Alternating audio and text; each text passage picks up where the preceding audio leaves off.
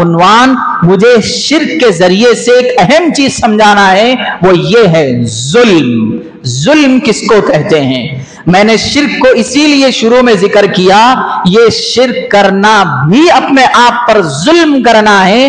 ہم نے ظلم کی جو تعریف پڑھی ہے، ظلم کا جو ایکسپلین کیا، انٹروڈکشن کروایا ہے معاشرے کے اندر، وہ ایسا کروایا ہے ایک غریب کے اوپر کوئی مالدار، ایک چھوٹے لوگوں کی فیملی کے اوپر ایک بڑے گھر کے لوگ، یا پھر چھوٹے گاؤں قریہ بستی سے تعلق رکھنے والے لوگوں کے اوپر شہر کے چند لوگ آ کر ظلم کر دیں تو وہ ظلم ہے، وہ تو ہے ہی ہے ظلم، مگر یہ بھی ظلم ہے کہ ہم اللہ کے ساتھ کسی کو شریک کریں، ہم اللہ کے علاوہ میں یہ مانیں اللہ جس طرح اولاد دیتا ہے ایسے ہی ہمارے گھر کے ایک بہت بڑے پیر ہیں، ہمارے گھر کے ایک بہت بڑے مرشد ہیں، ہمارے گھر کے ایک بہت بڑے وہ ہیں، یہ ہیں کہہ کر ان کے اندر یہ چیز کی طاقت لانا، یہ بھی خطرناک شرک ہے اور ساتھ ہی ساتھ یہ ظلم بھی ہے۔ یہ ہے اصل ظلم جس کو انسان نہیں سمجھتا۔ آپ اندازہ لگائیں، اللہ جب یہ کہہ رہا ہے اپنی ذات کے بارے میں کہ میں کسی پہ ظلم نہیں کرتا ہوں، تو یہیں سے ظلم کا معیار دیکھیے آپ کیا بتانا چاہ رہی ہیں اللہ، کہ تم بھی اپنی ذات میں اور اپنے اڑوس پڑوس کے اوپر ظلم کرنے سے بچ جاؤ۔ جب اللہ ظلم تو اللہ کے پاس تو اس کا مسئلہ ہی نہیں ہے، پھر بھی اللہ کلیئر کر رہا ہے قرآن میں، وَمَا أَنَا بِظَلَّامٍ لِّلْعَبِيدِ، میں ظلم نہیں کرتا ہوں، میں بندوں کے اوپر ایک رتی برابر ظلم نہیں کرتا ہوں، وَلَٰكِن كَانُوا أَنفُسَهُمْ يَظْلِمُونَ، وہ اپنی ذات پر ظلم کر بیٹھ جاتے ہیں۔ کس اعتبار سے؟ اللہ نے آپ کو کہا کہ فجر کی نماز پڑھ کر اپنے کاروباروں کا آغاز کرو، نہیں کرے ہم نے۔ ظہر کی نماز پڑھ کر اپنے کاروباروں میں ترقی کی دعائیں کرو، نہیں کرا ہم نے۔ عصر کی نماز پڑھ کر اپنے کاروباروں کا اینڈنگ کرو، ہم نے نہیں کرا وہ کام۔ مغرب کی نماز کے بعد اپنے کاروبار کی ترقی ہونے کے بعد اس کے اندر جتنا بینیفٹ ہم کو ملا ہے اس پر اللہ کا شکر ادا کرنے کے لیے مغرب میں آ جاؤ، نہیں آئے ہم نے۔ عشاء کی نماز کے بعد ہمارے پورے دن بھر کے کاروباروں کی تھکان کے بعد ہم جس کو جتنا پیسہ دینا ہے دینے کے بعد پھر آگے کی پلاننگ کر کے سونے کے سنتوں کے ساتھ وہ کرنے کے لیے عشاء کی نماز میں اللہ نے سجدے کا اہتمام کرایا، وہ بھی نہیں کیا ہم لوگوں نے۔ اور جب آخر میں پریشانی کی باری آ جاتی ہے تو انسان یہ سمجھتا ہے کہ میں نے نمازیں بھی پڑھا، میں نے وہ بھی کرا، یہ بھی کیا، مگر اللہ نے میرے ساتھ ایسا کیوں کیا؟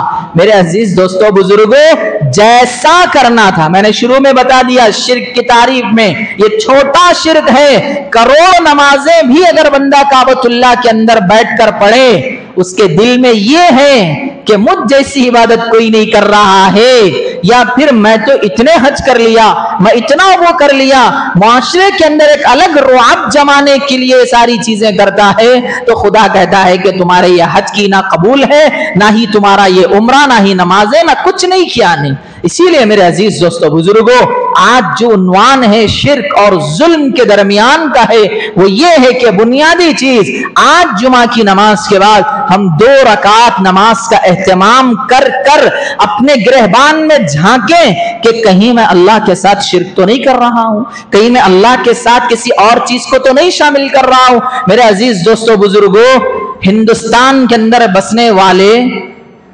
100% اگر مسلمان اگر ہو جائیں اور اسی کے ساتھ ساتھ 50% مسلمانوں کا یہ مسئلہ ہو جائے کہ اللہ ہم سے ناراض ہے، تو وہ 50 کے 50 لوگ کسی بابا کے پاس تعویذ لیں گے، یا پھر کسی درگاہ پہ ناریل پھوڑیں گے، یا پھر کوئی ایسا کام کریں گے تو شریعت جس کو نہیں کہتی ہے، مگر یہ ہرگز نہیں کریں گے جو قرآن کہہ رہا ہے کہ میرے پیارے بندو، مصیبت بھی میں دیتا ہوں، اس کا حل بھی میں دیتا ہوں، مگر مصیبت اس لیے دیتا ہوں کہ تمہیں آنے والے زمانے میں مضبوط کروں، اور مصیبت کے بعد تم مسجد میں آ کر اگر سجدہ کرتے ہیں 15 دن کی مصیبت کو 10 دن کے اندر ختم کرتا ہوں۔ یہ ہے میری ذات۔ جب ادھر آ کر اس طریقے کی اگر بات کرتے ہیں تو ہمارے لوگوں کو یہ چیز سمجھ نہیں آتی ہے، جو کہ بالکل ہمارے ذہنوں کے آؤٹ چلے جاتی ہے یہ چیز۔ اللہ سے دعا کریں کہ اللہ مجھے صحیح فکر کے ساتھ، صحیح عقیدے کے ساتھ، صحیح بنیاد کے ساتھ زندگی گزارنے کی توفیق دے۔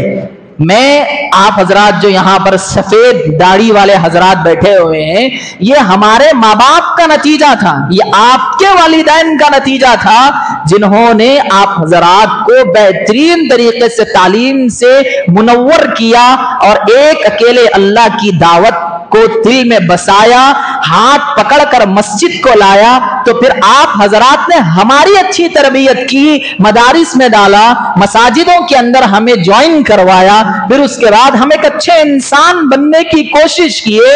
اب آنے والا جو زمانہ ہے، اگر ان کے دلوں میں، اب چونکہ یہ پورا معاشرہ ہی ختم ہونے جا رہا ہے، اچھائی کا زمانہ ہی آہستہ آہستہ ڈوبتا جا رہا ہے، تو یاد رکھیں یہ آپ کے بچے کھلے شرک کر کے اپنی جہنم کو دنیا میں ہی سرٹیفکیٹ کرا لیں گے۔ اسی لیے اس کا خصوصاً اہتمام کریں۔ آگے چلتے ہیں۔ ظلم یہ ایک طرح کی چیز ہے، یہاں تک میں آپ کو گرامر کے اعتبار سے، لغت کے اعتبار سے، ڈکشنری کے اعتبار سے اس کا ترجمہ سمجھاتا ہوں۔ ایک چیز یہاں رکھی ہوئی ہے، یہاں سے اٹھا کر اس چیز کو کسی اور جگہ رکھنا یہ بھی ظلم ہے۔ وضع الشیء فی غیر محلہ، یہ ناجائز ہے۔ آپ یہاں سے یہاں کی چیز اٹھائے کسی اور جگہ رکھ دیے، کوئی بزرگ ساتھی آنے والے آئے، اپنی جگہ پر کرسی کو نہیں پایا تو وہ جتنی دیر ٹھہرے رہیں گے، جتنی دیر ان کو پریشانی ہوگی، اس کے اندر آپ مکمل عذاب کے مستحق بنیں گے۔ یہ آپ نے ظلم کر دیا اس چیز کو ہٹا کر۔ اب اندازہ لگاؤ، جب اتنی چھوٹی چیز کے اوپر ظلم کا تھپا لگ رہا ہے تو ہماری زندگی کے اندر کتنے ایسی چیزیں نہیں ہیں جو ہم کیا سے کیا کر جا رہے ہیں۔ آپ اس کو سوچتے جائیں، دیکھتے بھی جائیں۔ ایک آدمی بازار گیا، جا کر وہاں سامنے والے سے خریدار کر رہا ہے، بیچنے لینے کی بات کر رہا ہے، تو بیچنے لینے کی بات کے درمیان میں اس زمین کی قیمت آپس میں یہ طے پائی کہ 10 لاکھ کے اندر میں اس زمین کو بیچ دوں گا۔ جیسا ہی ایک امیر بندے کو معلوم ہو گیا، رچ پرسن کو معلوم ہو گیا کہ وہ فوراً آ گیا کہ اس زمین کو میں خریدوں گا 15 لاکھ روپے دے کر۔ یہ بھی ایک طرح کا ظلم ہے اس بندے کے ساتھ جو بندہ اپنی آرزویں لے کر اس جگہ آیا تھا۔ یہ اللہ کے نبی صلی اللہ علیہ وسلم نے فرمایا، بھاؤ تاؤ کرو مگر ایسے بندے کے مقابلے میں جس کا آپ نقصان چاہتے ہیں، وہ کل قیامت میں پکڑ کا ذریعہ بن جائیں گے۔ گورنمنٹ جاب کرنے والے حضرات یا پھر کوئی ایسے ہی معمولی جاب کر کے اپنی زندگی گزارنے والے لوگ، اگر اس معاملہ کے اندر بھی عموماً ایگریکلچر سے متعلق جو لوگ ہوتے ہیں ان کا جانا آنا گورنمنٹ کمپنیوں اور آفسوں کے اندر زیادہ ہوتا ہے، جب وہاں جا کر اپنے معاملات کی سلجھائی، اپنے معاملات کو حل کرنے کے لیے بھی وہ اپنے حکومت کی مدد کے علاوہ بھی اگر پیسے دے رہے ہیں تو سمجھ لیجئے یہ بھی ایک طرح کا ظلم ہے، یہ ٹھیک کل قیامت میں بھی پکڑے جانے کے قابل ہے۔ اللہ کے نبی نے اس سے بھی منع فرمایا ہے، اور اتنا منع فرمایا ہے اس کی کوئی حد نہیں ہے۔ اس کا ہم خصوصیت کے ساتھ خاص طور پر خیال کر لیں۔ ایک شرابی ہے، گھر پہ آ کر خوب شراب پی کر یا پھر اپنے گھر کے اندر بچوں کو بیویوں کو مارتا ہے، یا پھر اپنے محلے کے اندر چیخ پکارا کر کر ساروں کی نیندیں تباہ کرتا ہے، یا پھر اسی طریقے سے معاشرے کا جینا حرام کر دیا ہے، اس معاشرے میں اس بندے کے رہنے کی وجہ سے دوسری بچیوں کے رشتے نہیں آتے ہیں، یا پھر اس بستی کے اندر کا کلچر خراب ہو گیا ہے، سوسائٹی پہ دھبا پڑ رہا ہے، ایسے بندے کے تعلق سے کہا گیا ہے کہ یہ بندہ کل قیامت میں فرعون کے صف میں اٹھے گا۔ یہ بھی ایک بہت بڑا ظلم ہے۔ یا تو آپ کے پاس طاقت ہے تو یہ ظلم کو روکو۔ ابھی کہہ رہا ہوں، اللہ کے نبی نے فرمایا، انصر اخاک ظالما او مظلوما، تم اپنے ظالم بھائی کی بھی مدد کرو، مظلوم بھائی کی بھی مدد کرو۔ آپ سمجھ گئے، مظلوم کی تو مدد کرنا ہے، کریں گے بالیقین۔ اور ایک بندہ رو رہا ہے پریشانی کے عالم میں، اس کی مدد کر سکتے، یہ ایک دم آپ کو سمجھ میں آ رہا۔ ظالم کی کس طرح مدد کریں گے؟ صحابہ نے عرض کیا، یا رسول اللہ یہ ظالم کی مدد کیسا کریں؟ اللہ کے نبی نے بڑا پیارا جواب دیا، یہ ہے اسلام کی تہذیب۔ کہا کہ اس کا ہاتھ پکڑ لو، اس سے برائی کو روکو، اس کے اندر کی خرابیوں سے بچاؤ لوگوں کو، اور خود بھی بچو اس کے ذریعے سے۔ آج ہمارے معاشرے کے اندر اگر کوئی بری عادتوں میں پھنستا ہے تو اس کو پھنسنے دیتے ہیں، اور یہ فل مزہ اڑاتے ہیں، اور یہ اپنی زندگی میں سوچتے بھی ہیں اچھا ہے مر گیا تو ہی، مگر اس کو یہ نہیں سوچتے ہیں کہ اس کو ان برائیوں سے لوٹا کر اس کو ایک اچھا نیک بنانے کی صفات پیدا کریں۔ یہ کام کون کر رہا ہے معاشرے کے اندر؟ یہ کام کوئی نہیں، بلکہ سب یہی دھن میں لگے ہوئے ہیں، یہ اس طریقے سے مر جائے، یہ اس طریقے سے ایسا ہو جائے۔ پتہ نہیں ان لوگوں کو کیا دل کو سکون مل جاتا ہے، کسی کی موت کی تمنا، کسی کے تباہ ہونے کی تمنا، کسی کے دنیا سے ہیبت ناک انداز میں مر جانے کی تمنا کرنا۔ میرے عزیز دوستو بزرگوں، کرما آپ نے سنا ہے، ایک لفظ ہے جو مشہور ہے، میں نے کہہ دیا، ظلم لوٹ کر بھی واپس آتا ہے، اور اس کے اوپر کیے گئے تمنا ان فیوچر آپ کے پاس لوٹ کر آئیں گے، اس سے آپ کو بچنا چاہیے۔ میرے عزیز دوستو بزرگوں، ایسے ہی چلتے ہیں آگے کے اندر۔ وہ کیا ہوا؟ اللہ کے نبی صلی اللہ علیہ وسلم نے کیسے یونٹی بنائی تھی، دیکھیے مکہ مکرمہ کے اندر۔ ابھی نبی نہیں بنائے گئے، ابھی نبی کے لیے 20 سال باقی ہے نبی بنائے جانے کے لیے۔ اس زمانے کا واقعہ حلف الفضول کے نام سے، یہ اچھائیوں کی طرف رہبری کرنے کی ایک کمیونٹی تیار کی اللہ کے نبی صلی اللہ علیہ وسلم نے۔ کیسا تیار کیا؟ بچوں کو خاموش بٹھائیں اوپر۔ کیسا انہوں نے کہا؟ حلف الفضول کیا مطلب ہوتا ہے؟ ایک شخص ہے، مثلا سمجھ لیجئے کہ کسی علاقے سے ایک بندہ آیا، مکہ مکرمہ کے اندر عاص بن وائل کے پاس اپنا معاملہ کیا، لین دین کا معاملہ کیا۔ وہ چونکہ دوسرے شہر سے آئے ہوئے لوگوں کو بڑے شہر والے یہ سمجھتے ہیں کہ یہ بیوقوف ہے، پاگل ہے، جاہل ہے، فلاں ہے، وہ ہے، اس کے ذریعے سے اس کے اوپر 2-4 الزامات، مطلب کیا کہتے ہیں، اس کو ایک طرح کا کم ریٹ کی چیز کو بھی زیادہ قیمت میں بیچ کر اپنا منافع کما کے اپنے آپ کو ہوشیار پلس 1.5 ہوشیار کہتے ہیں۔ یہ لوگ 1.5 ہوشیار بھی نہیں ہے، ہوشیار بھی نہیں ہے، بلکہ یہ اللہ کے سامنے ظالم ہیں۔ یہ کیا ہے سنیں، جب وہ قبیلہ بنو زبید کا بندہ آیا مکہ مکرمہ کے اندر، عاص بن وائل کے ذریعے سے اپنا مسئلہ حل کر لیا، کانٹریکٹ ہو گیا دونوں کے درمیان، تو انہوں نے عاص بن وائل نے اس بندے کو موقع پا کر کیا کر دیا؟ اس کے ساتھ دغا کر دیا۔ جب وہ بندہ جو دوسرے شہر سے مکہ آیا تھا اپنے کام کے ذریعے سے مکہ کے اندر کے بندے کے ساتھ میل ملاپ کرنے کے لیے، انہوں نے مکہ کے اندر کے سارے لوگوں کے پاس، چونکہ وہ غریب بندہ تھا جو دور سے آیا، سارے لوگوں کے پاس منت کری، بھیک مانگا، سب کیا کہ میرا معاملہ حل کرا کر دے دے، میرا معاملے کو حل کرا کر دے دیں، میں غریب آدمی ہوں، میں اسی کے ذریعے سے اپنا پیٹ پالتا ہوں، گھر چلاتا ہوں، فلاں فلاں۔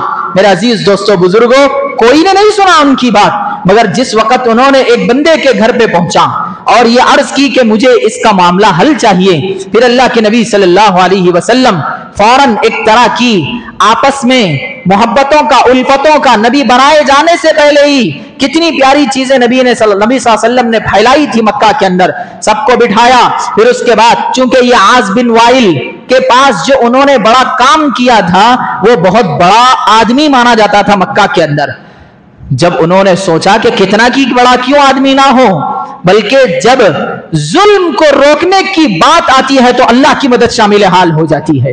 10-15 لوگوں نے مل کر اس بندے کے پاس اپنی حاضری پیش کی اور کہا کہ یہ جو تم کر رہے ہو یہ بالکل خلاف ہے۔ پھر اس کے بعد سارے لوگوں نے مل کر ان کا مسئلہ حل کیا، تو ایک دن کے اندر اس بندے کے سارے معاملات کو واپس کیا گیا اور واپس کر کے انہیں باعزت کر کر ان کو اپنے شہر کو لوٹا دیا گیا۔ اس چیز سے ہمیں یہ سبق سیکھ ملتی ہے کہ ہم اپنے معاشرے کے اندر اگر حیثیت دار ہیں، اگر ہم معاشرے کے اندر پاورفل مانے جاتے ہیں، تو آپ کے لیے ضروری ہے کہ آپ اپنے دوستوں کے لیے، اپنے رشتہ دار کے لیے، اپنے اڑوس پڑوس کے لیے نہ بھی ہو، اگر عامی مسلمان بھی ہے، اگر تمہارا محلے میں پاور ہے، اگر تم اتنے زبردست طریقے کے آدمی ہیں، تو اس کا مسئلہ حل کرنا یہ آپ کی ذمہ داری ہے، ورنہ کیا ہوگا؟ سنیے، امام زہبی نے کتاب میں واقعہ لکھا، ان کے پاس ایک بندہ آیا، کہنے لگا اے امام صاحب، میں اس زمانے میں ایک بادشاہ ہے جس بادشاہ کے میں کپڑے سیتا ہوں، جس کے میں کپڑے بناتا ہوں، کیا میں اس کا کپڑے مکمل تیار کر کر دینا، کیا یہ بھی میرا ظالم کے ساتھ شمار ہوگا؟ تو امام ذہبی رحمتullah علیہ نے بڑا پیارا جواب دیا، وہ مجھے اور آپ کو کان کھول کے سننے کی چیز ہے اور اس پر عمل بھی کرنا چاہیے۔ تو جیسا انہوں نے کہا تو جواب میں عرض کیا امام ذہبی رحمتullah علیہ نے، تم کپڑے سینے کی بات کرتے ہو، جو تم کو دھاگا اور سوئی لا کر دے رہا ہے وہ بھی ظالم کا ساتھ دینے والا ہے۔ یہ بات فرمائی گئی تو ہم کو چاہیے کہ ظالم کو روکیں۔ اپنے معاشرے کے اندر اپنے معاشرے کا حال درست نہیں ہے اور ہمارے دلوں کے اندر پورے ملک کے اندر اسلامی مملکت کو لانے کی بات چل رہی ہے، ٹھیک ہے لائے، وہ جذبہ اچھا ہے، محلے کے اندر تو بھی انصاف کو قائم کرے۔ کتنے ایسے گھر ہیں جو بہن کا حصہ مار کر بیٹھے ہوئے ہیں، کتنے ایسے گھر ہیں جو باپ کو ستایا جاتا ہے، کتنے ایسے گھر ہیں جو ماں کے تپیڑے مارے جا رہے ہیں، کتنے ایسے گھر ہیں جو چھوٹے بھائیوں کے حصے کو ختم کر دیا گیا، کتنے ایسے گھر ہیں جن کے گھروں کے اندر نمازی متقی پرہیزگار ہیں مگر ان کے گھر والے ان سے خوش نہیں ہیں۔ کیوں؟ ویسے ظلم و زیادتیاں ان کے اندر فرعونیت حیوانیت بھر چکی ہے، جس کی وجہ سے میرے عزیز دوستو اللہ جب کسی بندے کو دنیا میں نہیں پسند کرتا ہے، اللہ آسمان میں اعلان لگاتا ہے کہ میں اس بندے کو نہیں پسند کرتا ہوں، جاؤ معاشرے کے اندر اعلان کر دو کہ بندوں کے دلوں میں ڈال دو کہ اس بندے کی نفرت کو بھی پایا جائے۔ یہ ہوتا ہے اللہ کے پاس کانسیپٹ، یہ ہوتا ہے اللہ کے پاس سزا دینے کا انداز۔ اس کو آپ اچھے سے یاد رکھیں، کہیں ایسا نہ ہو جائے کہ میں اپنی زندگی میں نماز بھی پڑھ رہا ہوں، روزے بھی رکھ رہا ہوں، نہ جانے کتنے اچھی چیزیں کر رہا ہوں، چاند جاگ کر دیکھ لیا جائے، اس کی زندگی ٹٹول لی جائے تو اتنے چھید پڑے ہوئے ہیں، اتنے اس کے اندر باریکیاں ہیں، یاد رکھو یہ آپ کی نماز بھی قبول نہیں ہے۔ اللہ فرماتا ہے میں بڑے بڑے گناہوں کے ساتھ بندوں کو عافیت کی زندگی دوں گا مگر ظلم کے ساتھ نہیں چلا سکتا۔ آپ کو معلوم ہے ظلم کو اللہ نے کہاں کہاں سے مٹایا ہے؟ آپ دیکھیے لائن دیکھیے ان کی، فرعون، اس سے پہلے کون آیا؟ سب سے پہلے آدم علیہ السلام جیسا دنیا میں آئے، دنیا شروع ہونے کا جو سبب بنا ہے شیطان، جب آیا شیطان آسمان سے، کیوں آیا؟ ظلم ہی تو اس نے کیا تھا۔ کیا ظلم کیا تھا اس نے یہی ظلم کیا تھا، میں آگ سے بنا، آدم مٹی سے بنا علیہ السلام، میں کیوں سجدہ کروں؟ میں کیوں آپ کی اس بات میں اپنے آپ کو سرنڈر کروں؟ اس نے اپنی ذات سے ظلم کیا تو اللہ نے کیا کیا بتائے؟ جنت جیسی چیز جگہ سے نکال کر اس کو زمین میں پھینک دیا۔ یہ اللہ کا ضابطہ ہے، ظلم جتنا کرو گے اللہ برداشت نہیں کرے گا، ایک نہ ایک دن ذلیل ہو کر ہی گرنا ہے مگر وقت لگے گا، وقت ضرور لگے گا، اور اس وقت کے اندر باقی کے لوگوں کے ایمان کو اللہ پاور ملاتا ہے، جس کی وجہ سے اللہ ان لوگوں کو تھوڑی مہلت دیتا ہے۔ پھر اس کے بعد آدم علیہ السلام کے دو بیٹوں میں ایک قابیل ایک حابیل۔ قابیل نے کیا کیا؟ حابیل کو قتل کر دیا، حابیل کو ہلاک کر دیا۔ عزیز دوستو بزرگوں، اس وقت جو آدم علیہ السلام کی آل و اولاد تھی، سب کے دلوں میں اللہ نے اس کی نفرت بٹھا دی۔ یہاں تک آپ محسوس کریں گے جس کوے کے ذریعے سے اس نے زمین میں دفنانے کا سبق سیکھا، جس زمین میں دفنانے کا پاٹ سیکھا، وہ کون سا جانور، وہ کون سا پرندہ تھا؟ وہ کوا تھا۔ آپ کو معلوم ہے اگر اللہ چاہتا تو کسی اور مخلوق کو بھی لاتا، اللہ چاہتا تو کسی اور جانور کے ذریعے سے بھی سکھاتا، اور بھی بہت سارے جانور تھے، کوے کا ہی انتخاب کیوں کیا؟ اسی لیے کوے کے اندر مکاری، چال بازی اور اسی طریقے سے اس کے اپنے غرور کا ایک الگ ہی لیول ہوتا ہے، جس کی وجہ سے اللہ نے کہا کہ یہ جس طریقے سے معاشرے میں ذلیل ہے، ایسے ہی تجھے تیری اس مکاری کے ذریعے سے ان دونوں کو میں آپس میں بھائی بنا کر چھوڑ دیا ہوں۔ یہ ہے اللہ رب العزت فرماتا ہے کہ دیکھو تمہارے گناہوں کی سزا دنیا میں ہی دوں گا، ظلم کی سزا تو میں مرنے سے پہلے ہی دے دوں گا۔ آپ کیا سمجھتے ہیں ہمارے ہندوستان کے اندر جو مسلمان پریشان حال ہیں، لاکھوں کی کروڑوں کے اپنی مالیت کے ذریعے سے سکون حاصل کرنے کے لیے جو گھر بنائے گئے، ان کو جو توڑا جا رہا، منٹوں سیکنڈوں کے اندر ان کے سارے کاغذات کے باوجود بھی ان کے گھروں کو، دلوں کو اوپر ان کی ساری چیزوں کو ستیاناس ملیامیٹ کیا جا رہا ہے، اللہ چھوڑنے والا ہے؟ اللہ آپ یقین کریں، آپ نہیں تو آپ کی اولاد دیکھے گی کہ ہندوستان پہ جو ظلم ہوا ہے کہ اس کے اوپر اللہ ان کو کیا چیز لوٹانے والا ہے۔ یہ یاد رکھیں، اللہ कुफ्र के साथ भी छोड़ देता है, तेरा मामला है, तो कभी आ या कभी ना आ, मगर जुल्म अल्लाह कहता है कि मेरे बंदों के साथ अगर तुम जुल्म करोगे तो चले जाओगे। मैंने शुरू से जिक्र कर दिया है, जुल्म यही नहीं है कि जो मुआशरा और इसी तरीके से हुकूमत करती है, जुल्म वो भी है जो बाप अपनी औलाद पे करता है। यहां तक लिखा गया है, अगर आपकी औलाद आकर आपको यह कहे कि अब्बू मुझे इस जगह निकाह करना है, इसकी मिसाल इसलिए बता रहा हूं कि आपको साफ समझ में आ जाए, मुझे इस जगह निकाह करना है, आपके इस बच्चे की बात पर अगर बाप ने अमल नहीं किया या फिर अपनी जोर जबरदस्ती से उस बच्चे की चॉइस के ऊपर फतरे डालकर अपनी एक मनमानी शुरू कर उस बच्चे का कोई और जगह के अंदर अपना मामला तय कर दिया, तो यह भी एक तरह का जुल्म है, ये अच्छा समझ लें आप। इसीलिए बुनियादी चीज ये है, अपनी औलाद की पसंद को पूछा जाए, इसलिए कि जो औलाद कह रही है वो कुरान का तर्जुमा है। कुरान फरमाता है, फनकिहू मा ताबा लकुम मिनन निसा, औरतों में जो तुम पसंद करो निकाह कर लो। अगर जायज मोहब्बत है, आपस में इनकी मोहब्बतें चलने वाली है, तो इनके इस मोहब्बत को जायज जामा पहनाना ये उस बाप की अलामत है जो सच्चे हैं, जो मोमिन कहलाने वाले हैं। ये भी एक पॉइंट की चीज है। ऐसे ही आपकी घरों की खवातीन का भी है। खवातीन जो कि इस तरह से अपना जुमला नहीं निकालती है, उनके लिए उनके पसंद का निकाह करना यह आपके ऊपर जरूरी है। अगर इस तरह नहीं होगा तो भी आप जालिम की लाइन में शुमार होंगे। कितने ऐसे लोग हैं जो माँ बाप के दबाव में, दादा दादी के दबाव में और माशरे के बड़े लोगों के दबाव में आकर जिन्होंने निकाह कर लिया और निकाह हो गए, अब जिंदगी भर नाखुशी की जिंदगी गुजार रहे हैं। क्यों?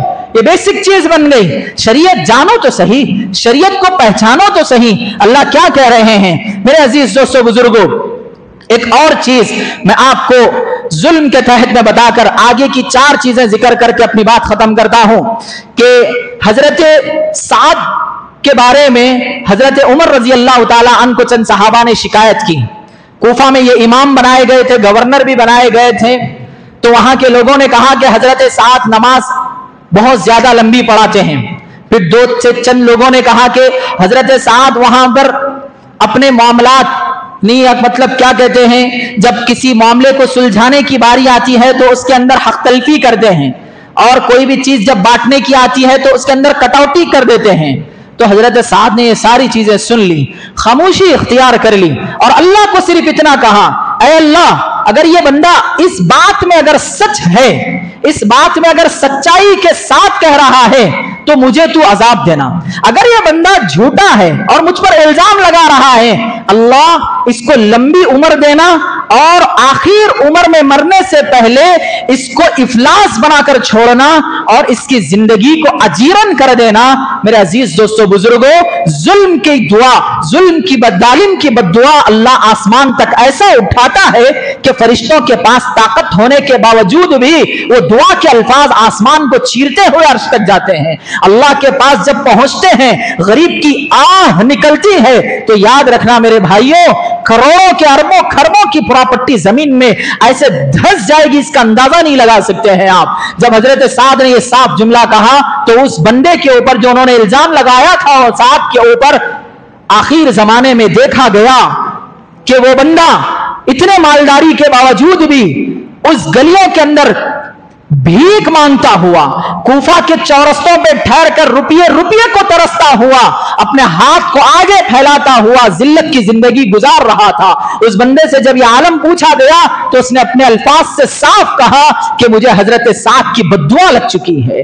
यह है अपने पास से, अपने माशरे के अंदर जुल्म करने से बच जाओ मेरे भाइयों। कुछ भी हो जाए, माफी का लफ्ज पहले ला लो, खत्म कर दो, मुझे माफ कर दें, खत्म हो गई बात। अगर तुम माफी करने में देर कर दिए, आने वाली जिंदगी के अंदर जो लाखों करोड़ों की अल्लाह ने तुम्हारे लिए नेमतें रखा है वो 0% में बदल जाएगी। यह है अल्लाह के पास इंसाफ का सिक्का। अब तब तक ये नहीं चलाओगे तो याद रखना, कारून को आप जानते हैं, ये सारों के बड़े भाई हैं। آج کے زمانے کے بھی ظلم کرنے والوں کا شجرہ ان تک جاتا ہے, یہاں تک ان کا سلسلہ چلتا ہے. کروڑوں کی کھربوں کی کتنی مالیت تھی, ان کے خزانوں کی چابیاں بڑے بڑے پہلوان اٹھا کر چلتے تھے. اندازہ لگاؤ ان کے خزانے کا کیا عالم تھا. خزانہ کہاں سے آیا؟ خزانہ سود, خزانہ لوگوں کو مار کر, ان کی چیزوں کو ہڑپ کر کر مال و دولت کا نشہ. یاد رکھیں میرے بھائیوں, علم کا نشہ اتر جاتا ہے, بڑکپن کا نشہ بھی اتر جاتا ہے. مال کا نشہ اگر کسی بندے کو لگ جائے, اگر شہرت کا نشہ اگر کسی بندے کو لگ جائے, یاد رکھنا میرے عزیز دوستو بزرگوں, اس کو ذلت کی موت اتار کر ہی وہ نشہ ڈوب جاتا ہے. یہ لکھی جا چکی ہے بات. اسی لیے اپنے آپ کو اللہ کے سامنے فقیر بنا کر جئیں, معاشرے کے اندر اپنے آپ کو عاجز بنا کر جئیں. یہ ہے زندگی کے صحیح اصول. اب آگے چلتے ہیں. آخر کی 4 چیزیں وہ یہ ہیں, ظلم کرنے کے کیا طور طریقے ہیں, ظلم کیسا ہوتا ہے سمجھ لیجئے. آپ سمجھ رہے ہوں گے ظلم کے طریقے بولے تو کیا اب نماز کے بعد شروع کرنا کیا ظلم ملک ہے؟ نہیں. کیسا کیا جا رہا ہے؟ یتیم کے مال کو ہڑپ کر دیا گیا. یتیم کا مال کچھ تھا تو کچھ لیا گیا, اور یتیم کے نام کا پیسہ اکٹھا کر کر جیب میں ڈال دیا گیا. اسی کو ہمارے تلنگانہ کے اندر چندہ چوروں کے نام سے یاد کیا جاتا ہے. ایسے ہی کر کر ان تمام کی زندگیاں بسا لینا, اپنے آپ کی دکان سجا لینا. مرنا نہیں ہے, 6 فٹ کے گڑھے میں اترنا نہیں ہے, ملک الموت نہیں آنے والے ہیں, کفن نہیں پہننا ہے, آپ کو اللہ کے سامنے حاضر نہیں ہونا ہے. جب کیا جواب دو گے؟ 60 سال کی بہترین زندگی کو تم نے آخرت کی لامحدود زندگی کے اوپر ختم کر دیا. یہ اللہ کے پاس جواب دینا ہے. دوسری چیز, اپنے بہنوں کے زمین کا حق اگر دبائے ہوئے ہو تو معذرت کے ساتھ پہلی فرصت میں ان کا حق دے دو. ہم شادی کریں نا, کیسا دینا, اتنا خرچ اٹھائنا نہیں. یہ شادی کرنا آپ کی ذمہ داری تھی, آپ نے کر دیا. اگر اس کرم کے اوپر آپ کی بہن معاف کرتی ہے تو معاف, نہیں تو اس کا حصہ جتنا قرآن نے بتایا ہے اتنا دینا یہ آپ کے اوپر فرض ہے. جیسا نماز فرض ہے وہ بھی فرض ہے. ایسے کئی بھائی ہیں, میں تو صاف بددعا دوں گا ایسے بھائیوں کو اللہ غارت کرے جو بہنوں کے حق کو ڈبا کر بیٹھے ہوئے ہیں, جو بھائیوں کے حق کو ڈبا کر بیٹھے ہوئے ہیں, ان کی پراپرٹی پہ اژدہا سانپ بن کر بیٹھے ہوئے ہیں. اللہ ان کو غارت کر دے. اگر ان کے حق میں ہدایت ہے تو ہدایت دے, ان کی زمینوں کو واپس لوٹائے, ورنہ تو اللہ انہیں دنیا میں ان کا انجام بتا دے. میرے عزیز دوستو بزرگوں, یہ غیر مسلمان ہے, اس کے ساتھ جو چاہے کریں گے. مسلمان کے ساتھ عافیت, غیر مسلم کے ساتھ ایسا نہیں. جتنا تم مسلمانوں کے ساتھ محبت ہے اتنا ہی تمہیں غیر مسلم کے ساتھ بھی محبت ہونی چاہیے. کیوں؟ یہ محبت کا معاملہ ہے. یہاں تو اپنی محبت دکھاؤ, اسلام جو سکھایا وہ بتاؤ. ایمان لانا نہیں لانا وہ اللہ کے حوالے کا معاملہ ہے, وہ اللہ پہ چھوڑ دو. اس کی نظر میں تمہاری نظر میں وہ کبھی گندا نہیں ہونا چاہیے. یہ اسلام کا رول ہے. سمجھ میں آئی؟ یہ ہو گئی بات. میرے عزیز دوستو بزرگوں, یہ ہے زبردست چیز جو آگے آ رہی ہے. مزدور کو مزدوری دے دو, فوراً ادا کر دو. مزدوری کے تعلق سے نبی صلی اللہ علیہ وسلم نے فرمایا, میں اس حدیث کو جب پہچانا, جب اس حدیث کو دیکھا, مزدور کے پسینہ سوکھنے سے پہلے مزدور کی مزدوری دی جائے. آج جا کر دیکھیے, اب آئیے, کل آئیے, دوسرے مہینے کے 10 دن ہو جاتے ہیں, معاشرے کے اندر مزدوری نہیں مل رہی ہے. وہ کہاں سے کھائیں, وہ کہاں سے پئیں؟ وہ آپ ہی کے کاروبار کی ترقی کے لیے اس نے کام کیا اور آپ ہی نے اس کو ڈبا دیا. یہ ہے, آپ اس کا فوراً اس کا معاملہ حل کر دو. چوتھی چیز, میاں بیوی اپنے آپس میں ظلم نہ کریں کسی بھی اعتبار سے, نہ بیوی شوہر کے حق میں نہ شوہر بیوی کے حق میں. یہ بھی ایک طرح کا ظلم ہے جو کل قیامت میں پکڑے جاؤ گے. اولاد کے ظلم کے تعلق سے میں نے بتا دیا, جو بنیادی چیز تھی اس کو میں نے سامنے لا لیا. یہی اصل چیز ہے, آپ ان کے حق میں اچھا بہتر فیصلہ کرو. آخر چیز آج کے جمعہ کے عنوان سے وہ یہ ہے, کسی پہ تہمت لگانا ایک تو تہمت کا گناہ ہے ہی ہے. اس کے بعد میرے بھائیوں, زندگی بھر چونکہ ہمارے معاشرے کے اندر تو فرشتے نہیں جی رہے, اب معاشرے میں لوگاں یہ چاہ رہی کہ مجھے ایک پاک پوتر آدمی چاہیے, اور خود ہے نکما اور خود ہے 1000 گناہوں کے ساتھ زندگی جینے والا. ایسا بندہ چاہتا ہے میری بیوی ہو या फिर मेरा माशरा हो या फिर मेरे साथ बैठने वाले हो, पाक रहें, पवित्र रहें, साफ रहें। मेरे अजीज दोस्तों बुजुर्गों, याद रखो, अगर तुम किसी पे तोहमत लगाते हो, वो तोहमत जिंदगी भर नहीं मिटती है, और वो नहीं मिटना तो दूर की बात है, उसको सामने वाले नहीं जानने वाले भी उसके साथ नफरत करते हैं। ये जो मौका होता है अल्लाह के अजाब का, तोहमत लगाने वाला बंदा सिर्फ इंतजार करे, बस अब मैं कब, कहां, किधर, कैसा जल जाऊंगा, ये बस अल्लाह ने मुझे थोड़ी देर मोहलत दी है। ऐसा नहीं है आज जुल्म के नमाज के बाहर फौरन आपको अजाब, नहीं, अल्लाह कहता अमहिलहुम रुवैदा, हम थोड़ा मोहलत देते हैं, इतनी मोहलत देते हैं कि वो सुधर जाए। अगर वो जब भी नहीं सुधरता है, ऐसी पकड़ करते हैं कि फिर देखना हम कैसी पकड़ करते हैं। अल्लाह से दुआ है कि अल्लाह ताला हम तमाम को जुल्म जैसी चीजों से अपने आप को, अपने मुआशरे को, अपनी सोसाइटी को, अपने कल्चर को बचा लेने की तौफीक नसीब फरमाए, और जुल्म से हुए हमारे से जितने गुना अल्लाह हमारे आफियत से माफ फरमा दे। अल्लाह हमारी जिंदगी में अब यहां से बरकत दे दे। हमने अगर किसी का हक लूटा है तो उसका हक वापस करने की भरपूर तौफीक नसीब फरमाए। व आखिरु दावाना अनिल हम्दुलिल्लाहि रब्बिल आलमीन। जो